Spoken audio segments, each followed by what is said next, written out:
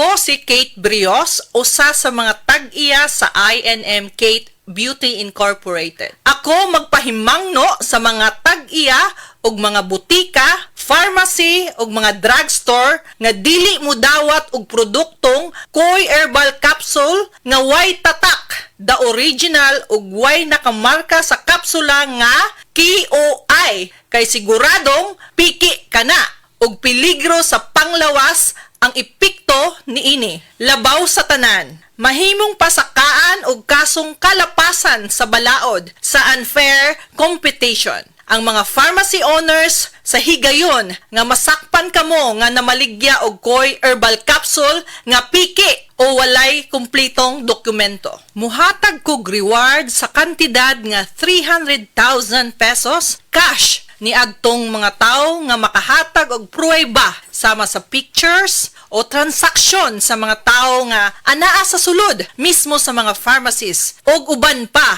gikan sa dili otorisadong mga pharmacies labi na sa mga distributors. Daghang salamat. Aduna kitay variety show karong September 14, 2024, adlawng Sabado, diha sa Barangay Pasil, Santander, Cebu. Ubo sa pagdapit sa Vendors Association of Barangay Pasil, Santander, Cebu. Pinaagi usab ni Mr. Ramil Alcurdo. Daghang salamat. This September, the kapisanan ng mga